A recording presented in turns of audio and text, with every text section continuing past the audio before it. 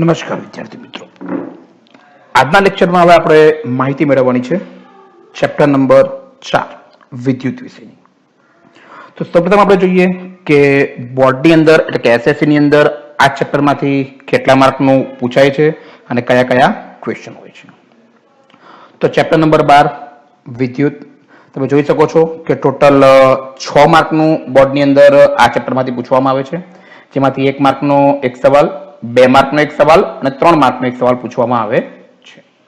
જેની અંદરથી 2 માર્કનો જે સવાલ જે છે તેની અંદર અથવા પણ આપવામાં આવે છે, એટલે કે ઓબ્જેક્ટિવ ક્વેશ્ચન હોય છે તેના અથવાની અંદર. આ થઈ બેઝિક એના ગુણભારની વાત. હવે જોઈએ આપણે ચેપ્ટરની અંદર શું ભણવાના છીએ તેના વિશેની માહિતી. તો નામ પ્રમાણે ચેપ્ટર છે વિદ્યુત. તો વિદ્યુતની અંદર આપણે સૌપ્રથમ ભણવાનું છે વિદ્યુત ભાર એટલે શું તેના વિશેની માહિતી. ત્યાર પછી વિદ્યુત પ્રવાહ વિશેની માહિતી જોઈશું આપણે. ત્યાર પછી અમુક બીજી ભૌતિક રાશિ, દાખલા તરીકે અવરોધકતા, અવરોધ, ત્યાર પછી અવરોધના શ્રેણી અને સમાંતર જોડાણો, અને લાસ્ટમાં આપણે જોડ ઉષ્મા અને પાવર તેના વિશેની માહિતી આપણે મેળવવાની છે. તો હવે શરૂઆત કરીએ આપણે સૌપ્રથમ વિદ્યુત ભાર અને બેઝિકલી થોડીક પ્રસ્તાવના આપણે જોઈશું, વિદ્યુત પ્રવાહની પણ પ્રસ્તાવના જોઈશું. તો હવે આપણે શરૂ કરીએ વિદ્યુત ભાર. વિદ્યુત ભાર એટલે શું, બરાબર છે, તેનું મૂલ્ય અને એકમ. તો સૌપ્રથમ વિદ્યુત ભાર એટલે શું? તો વિદ્યુત ભાર શબ્દશઃ એની કોઈ વ્યાખ્યા નથી. જે પ્રમાણે દ્રવ્યમાન એ એક આંતરિક ગુણધર્મ છે, તે જ પ્રમાણે વિદ્યુત ભાર પણ શું છે, એક પ્રકારનો ગુણધર્મ છે. તો સૌપ્રથમ વિદ્યુત ભાર એ પ્રોટોન અને ઇલેક્ટ્રોનનો મૂળભૂત ગુણધર્મ છે. પ્રોટોન અને ઇલેક્ટ્રોન એટલે શું? તો પ્રોટોન અને ઇલેક્ટ્રોન એ કોઈ પણ તત્વ હોય છે, તત્વના જે પરમાણુ હોય છે, પરમાણુના કેન્દ્રની અંદર પ્રોટોન આવેલું હોય છે, જ્યારે ઇલેક્ટ્રોન એ તે કેન્દ્રની આસપાસ આવેલી ચોક્કસ કક્ષાની અંદર પરિભ્રમણ કરતો હોય છે. આ જે બે કણો છે એટલે કે પ્રોટોન અને ઇલેક્ટ્રોન, તેમનો મૂળભૂત ગુણધર્મ છે વિદ્યુત ભાર. સિમ્પલ એક્ઝામ્પલ આપણે લઈએ કે દ્રવ્યમાન જે છે, દ્રવ્યમાન જે પ્રમાણે એક મૂળભૂત ગુણધર્મ જે છે, તે જ પ્રમાણે પ્રોટોન અને ઇલેક્ટ્રોન પણ એ શું છે, એક પ્રકારનો આંતરિક અથવા તો મૂળભૂત ગુણધર્મ. હવે વાત કરીએ આપણે કયો વિદ્યુત ભાર જે છે તે ધન લેવામાં આવે છે અને કયો વિદ્યુત ભાર ઋણ લેવામાં આવે છે. તો પ્રોટોન પરનો વિદ્યુત ભાર ધન લેવામાં આવે છે, જ્યારે ઇલેક્ટ્રોન પરનો વિદ્યુત ભાર ઋણ લેવામાં આવે છે. તેને કારણે તમે ધોરણ 9 ની અંદર શીખી ગયા છો કે પ્રોટોનને આપણે P+ વડે દર્શાવીએ છીએ, જ્યારે ઇલેક્ટ્રોનને આપણે E- વડે દર્શાવીએ છીએ. એનું કારણ છે કે પ્રોટોનનો વિદ્યુત ભાર ધન હોય છે એટલે પ્લસ, અને ઇલેક્ટ્રોનનો વિદ્યુત ભાર ઋણ હોય છે તેને કારણે માઇનસ. હવે આપણે વાત કરીએ તેના એકમ પર અને લાસ્ટમાં આપણે જોઈશું તેનું મૂલ્ય. તો વિદ્યુત ભારનો એકમ કુલમ છે. શા માટે? તો વિદ્યુત ભારનો એકમ કુલમ એ મહાન વૈજ્ઞાનિક ચાર્લ્સ કુલમની યાદમાં તેનો એકમ શું લેવામાં આવે છે? કુલમ લેવામાં આવે છે, જેને કેપિટલ C વડે દર્શાવવામાં આવે છે. પ્રોટોન પરના વિદ્યુત ભાર અને ઇલેક્ટ્રોન પરના વિદ્યુત ભારના હવે આપણે મૂલ્યની વાત કરીએ તો બંનેનું મૂલ્ય તો કેવું છે? સરખું જ. ફરક માત્ર ને માત્ર એટલો આવશે તેની અંદર કે પ્રોટોનના મૂલ્યને ધન લેવાનું છે, જ્યારે ઇલેક્ટ્રોનના મૂલ્યને કેવું લેવાનું છે? ઋણ લેવાનું છે. દાખલા તરીકે તમે જોઈ શકો છો કે પ્રોટોન પરના વિદ્યુત ભારનું મૂલ્ય +1.6 ક્રોસ 10⁻⁻19 કુલમ, એટલે કે ધન 1.6 ગુણ્યા 10⁻⁻19 કુલંબ આ પ્રોટોન પરનો વિદ્યુત ભાર છે.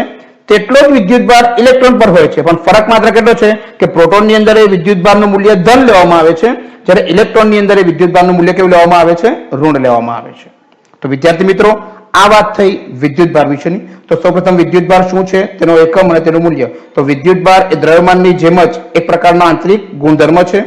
તેનું મૂલ્ય તો બંને માટે મૂલ્ય સરખું આવશે, 1.6 ગુણ્યા 10⁻⁻19. તેનો એકમ તો મહાન વૈજ્ઞાનિક ચાર્લ્સ કુલમની યાદમાં તેનો એકમ આવશે કુલંબ. ઓકે, આ વાત થઈ વિદ્યુત ભાર. હવે આપણે તેના બે પ્રકાર જોયા કે બે પ્રકારના હોય છે, એક હોય છે ધન અને એક હોય છે ઋણ. તો હવે એ બે વિદ્યુત ભારો વચ્ચે ક્યારે આકર્ષણ થાય છે અને ક્યારે અપાકર્ષણ થાય છે તેની માહિતી આપણે મેળવીએ. તો કયા વિદ્યુત ભારો વચ્ચે આકર્ષણ અને કયા વિદ્યુત ભારો વચ્ચે અપાકર્ષણ થાય છે, ઉદાહરણ આપીને સમજાવો. તો આપણે જોઈ શકીએ છીએ કે વિજાતીય વિદ્યુત ભારો વચ્ચે આકર્ષણ થાય છે, જ્યારે સજાતીય વિદ્યુત ભારો વચ્ચે શું થતું હોય છે? અપાકર્ષણ થતું હોય છે. વિજાતીય વિદ્યુત ભારો એટલે કે પ્રોટોન ઇલેક્ટ્રોન અને ઇલેક્ટ્રોન પ્રોટોન, એને કહેવાય છે વિજાતીય. વિજાતીય એટલે કે વિરુદ્ધ. બરાબર છે. વિજાતીય એટલે કે વિરુદ્ધ, એક ધન અને એક ઋણ. બરાબર છે. પ્રોટોન અને ઇલેક્ટ્રોન વચ્ચે શું થતું હોય છે? આકર્ષણ થતું હોય છે. જ્યારે પ્રોટોન અને ઇલેક્ટ્રોન અને પ્રોટોન વચ્ચે અથવા તો પ્રોટોન અને ઇલેક્ટ્રોન વચ્ચે આકર્ષણ થાય છે. ત્યારે સજાતીય વિદ્યુતભારો વચ્ચે શું થતું હોય છે? અપાકર્ષણ. દાખલા તરીકે પ્રોટોન પ્રોટોન અને ઇલેક્ટ્રોન ઇલેક્ટ્રોન, તેમના વચ્ચે શું થાય છે? અપાકર્ષણ. અહીંયા થોડા ઉદાહરણ આપણે ઉલટાવી નાખીશું. અહીંયા તમે જોઈ શકો છો સ્ક્રીન ઉપર કે જે પ્રોટોન પ્રોટોન જે છે તે ઉદાહરણ અહીંયા આવશે, એટલે કે સજાતીયમાં, તેમજ અહીંયા જે પ્રોટોન ઇલેક્ટ્રોન અને ઇલેક્ટ્રોન પ્રોટોન તે ક્યાં આવશે? વિજાતીયમાં આવશે. બરાબર છે. એટલે સજાતીય વિદ્યુતભારો એટલે કે પ્રોટોન પ્રોટોન અને ઇલેક્ટ્રોન ઇલેક્ટ્રોન વચ્ચે અપાકર્ષણ થશે. જ્યારે વિજાતીય વિદ્યુતભારો એટલે કે પ્રોટોન ઇલેક્ટ્રોન અને ઇલેક્ટ્રોન પ્રોટોન વચ્ચે શું થાય છે? આકર્ષણ થાય છે. આ તે વિદ્યુતભારો વિશેની વાત કે ક્યારે આકર્ષણ થાય છે અને ક્યારે અપાકર્ષણ થાય છે. હવે આપણે જોઈએ કણ વિશેની માહિતી. કણ એટલે કે આપણે આપણી જો આધુનિક ભાષામાં કહીએ તો કણનો મિનિંગ થાય છે સ્વિચ. બરાબર છે. તો કણ એ વિદ્યુત કોષ અને પરિપથના વિદ્યુત ઘટકો વચ્ચે વાહક કડી પૂરું પાડતો શું છે? એક ઘટક કે જેના વડે આપણે કોઈ પણ પરિપથની અંદર વિદ્યુત પ્રવાહનું વહન શરૂ અથવા તો બંધ કરી શકીએ છીએ, જેને આપણે કહીએ છીએ સ્વિચ કહીએ છીએ. તે તમે ઘરે પણ જ્યારે સ્વિચ ઓન કરો છો એનો મતલબ એમ થાય છે કે એ જે ઘટક જે છે તે વિદ્યુત પ્રવાહનું વહન કરે છે. આથી જે પણ સામે પરિપથ સાથે જોડેલું કોઈ પણ યંત્ર હશે તો એની અંદર વિદ્યુત પ્રવાહ પસાર થાય છે. આથી એ પરિપથની દ્વારા એ ઘટક શરૂ થશે અને જ્યારે સ્વિચ બંધ થાય છે તો વિદ્યુત પ્રવાહ પસાર થતો નથી. મતલબ કે ત્યાંથી વિદ્યુત પ્રવાહ પસાર નહીં થાય તો એ જે પરિપથ સાથે ઉપકરણ જોડેલું હશે એ ઉપકરણ કેવું થઈ જશે? બંધ થઈ જશે. એટલે કળ એટલે કે સ્વિચ. તો કળ એ વિદ્યુત કોષ અને પરિપથના બીજા ઘટકો વચ્ચે વાહક કડી પર પૂરું પાડતો એક પ્રકારનો ઘટક છે. હવે આપણે થોડી બેઝિક પ્રસ્તાવના જોઈશું વિદ્યુત પ્રવાહ વિશેની. બરાબર છે. વિદ્યુત પ્રવાહ એટલે શું? તો રૈવાચિક પ્રવાહ અને ઇલેક્ટ્રોન પ્રવાહ વચ્ચેનો ભેદ સ્પષ્ટ કરો. તો સૌપ્રથમ આપણે વિદ્યુત પ્રવાહની વ્યાખ્યા જોઈએ. તો એકમ સમયમાં વાહકમાં આડછેદમાંથી પસાર થતા વિદ્યુત ભારના જથ્થાને તે વાહકમાંથી પસાર થતો વિદ્યુત પ્રવાહ કહેવામાં આવે છે. શું કીધું આપણને અહીં?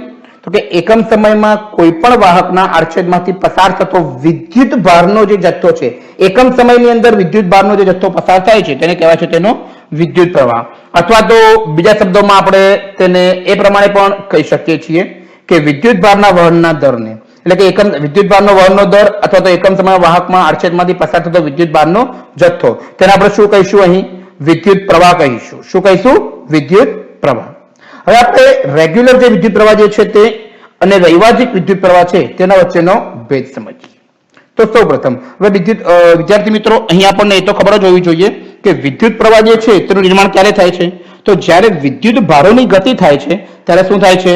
વિદ્યુત પ્રવાહનું નિર્માણ થાય છે. વિદ્યુત ભાર બે પ્રકારના હોય છે, પ્રોટોન અને ઇલેક્ટ્રોન. એ બંનેની ગતિ થાય ત્યારે વિદ્યુત પ્રવાહનું નિર્માણ થતું હોય છે. તો હવે આપણે થોડી પ્રસ્તાવના જોઈએ.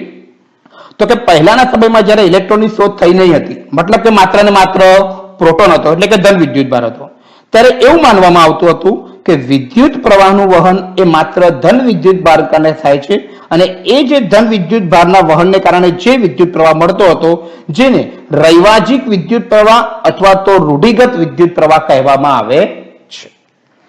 આ વાતથી રૈવાચિક અથવા તો રૂઢિગત વિદ્યુત પ્રવાહ એટલે કે જ્યાં સુધી ઇલેક્ટ્રોનની શોધ ન થઈ હતી તેની પહેલાના સમયની આપણે વાત કરીએ તો ત્યારે એવું માનવામાં આવતું કે આપણને જે વિદ્યુત પ્રવાહ જે મળે જે છે તે માત્ર ને માત્ર ધન વિદ્યુત ભારોની ગતિને કારણે મળે છે અને ધન વિદ્યુત ભારની ગતિને કારણે મળતા આ વિદ્યુત પ્રવાહને રૈવાચિક વિદ્યુત પ્રવાહ અથવા તો રૂઢિગત વિદ્યુત પ્રવાહ કહેવામાં આવે છે. ત્યાર પછી આપણે વાત કરીએ કે જ્યારે ઇલેક્ટ્રોનની શોધ થઈ તો તમે જોઈ શકો છો કે જે થોમ્સન નામના વૈજ્ઞાનિકે જ્યારે ઇલેક્ટ્રોનની શોધ કરી ત્યારબાદ એવું જાણવા મળ્યું કે વિદ્યુત પ્રવાહનું વહન એ ધન વિદ્યુત ભારને કારણે નહીં પરંતુ ઋણ વિદ્યુત ભારને કારણે એટલે કે ઇલેક્ટ્રોનના વહનને કારણે થાય છે, જેને કહેવામાં આવે છે ઇલેક્ટ્રોન પ્રવાહ, અને તેની દિશા એ ઋણથી ધન તરફ લેવામાં આવે છે. જે થોમ્સને ઇલેક્ટ્રોનની શોધ કરી એટલે એવી ખબર પડી કે ભાઈ જે આપણે અત્યાર સુધી વિદ્યુત પ્રવાહ જે છે એ ધન વિદ્યુત ભારને કારણે લેતા હતા તેવી જગ્યાએ કોને કારણે મળશે? ઋણ વિદ્યુત ભારને કારણે મળે છે અને એની દિશા એ ઋણથી ધન તરફ લેવામાં આવે છે, જ્યારે રૈવાચિક વિદ્યુત પ્રવાહની દિશા એ ધનથી ઋણ તરફ લેવામાં આવે છે. મતલબ આ બંને પ્રવાહની દિશા પરસ્પર કેવી હોય છે? વિરુદ્ધ હોય છે. પરંતુ જૂની રૂઢિ મુજબ આપણે જોઈએ તો રૈવાજિક વિદ્યુત પ્રવાહની દિશા એ ધનથી ઋણ તરફ લેવામાં આવે છે. હવે અહીંયા આપણે તમારી સમક્ષ એક આકૃતિ છે જેમાં અહીંયા આપણે પોઈન્ટ એ લઈશું અને અહીંયા લઈશું બી. આકૃતિમાં એ થી બી તરફ એટલે કે ધનથી ઋણ તરફ તમે આ તરફ જોઈ શકો છો, બરાબર છે. ધનથી ઋણ તરફ એ રૈવાજિક પ્રવાહ વહે છે, જ્યારે બી થી એ તરફ એટલે કે ઋણથી ધન તરફ ઇલેક્ટ્રોન પ્રવાહ વહે છે. તો આ વાત કરી વિદ્યાર્થી મિત્રો આપણે વિદ્યુત પ્રવાહ વિશેની. તો સૌપ્રથમ તો આપણે તેની વ્યાખ્યા જોઈ કે વાહકના કોઈ આચ્છેદમાંથી એકાંત સમયમાં પસાર થતા વિદ્યુત ભારના જથ્થાને અથવા તો વિદ્યુત વહનના દરને અથવા તો વિદ્યુત ભાર વહનના દરને શું કહેવાય છે? વિદ્યુત પ્રવાહ. જ્યાં સુધી ઇલેક્ટ્રોનની શોધ ન થઈ હતી ત્યાં સુધી એવું માનવામાં આવતું હતું કે વિદ્યુત પ્રવાહ જે છે એ ધન વિદ્યુત ભાર એટલે કે પ્રોટોનની ગતિને કારણે મળે છે, જેને કહેવામાં આવે છે રૈવાજિક અથવા તો રૂઢિગત વિદ્યુત પ્રવાહ, જેની દિશા એ કઈ થઈ તો ધનથી ઋણ તરફ લેવામાં આવતી. પરંતુ સર જે થોમ્સને જ્યારે ઇલેક્ટ્રોનની શોધ કરી ત્યારે આપણને એવું જાણવા મળ્યું કે આ જે વિદ્યુત પ્રવાહનું વહન જે છે એ ખરેખર ધન વિદ્યુત ભારને કારણે નહીં પરંતુ ઋણ વિદ્યુત ભાર એટલે કે ઇલેક્ટ્રોનને કારણે થાય છે. અને તેની દિશા એ કઈ તરફ તો ઋણથી ધન તરફ લેવામાં આવે છે. આમ રૈવાજિક વિદ્યુત પ્રવાહ અને ઇલેક્ટ્રોન પ્રવાહ જે બંનેની દિશા એ પરસ્પર કેવી હોય છે? ખૂબ જ જુદી એટલે કે એકબીજાની વિરુદ્ધમાં હોય, જે તમે અમે આકૃતિમાં જોઈ શકો છો કે ઋણથી એટલે કે ઋણથી ધન તરફ એ જે આપણને દિશા મળશે એ ઇલેક્ટ્રોન પ્રવાહની મળશે, જ્યારે ધનથી ઋણ તરફ એટલે કે ધનથી ઋણ તરફ આ તરફની દિશા જે મળે છે જે આપણને રૂઢિગત એટલે કે રૈવાજિક વિદ્યુત પ્રવાહની દિશા મળે છે. તો વિદ્યાર્થી મિત્રો આ આપણે બેઝિક પ્રસ્તાવના જોઈ કેટલીક વિદ્યુત ભાર વિશે અને વિદ્યુત પ્રવાહ વિશે. હવે આપણે આના પછીના લેક્ચરની અંદર વિદ્યુત પ્રવાહ વિશેની માહિતી મેળવીશું. તો ત્યાં સુધી નેક્સ્ટ લેક્ચરમાં આપણે મળીએ. અને જો આ તમને માહિતી ખૂબ જ ઇમ્પોર્ટન્ટ લાગી હોય તો તમારા અન્ય મિત્રોને પણ શેર કરશો અને અમારી ચેનલને સબસ્ક્રાઇબ કરવાનું ભૂલશો નહીં. Thank you very much.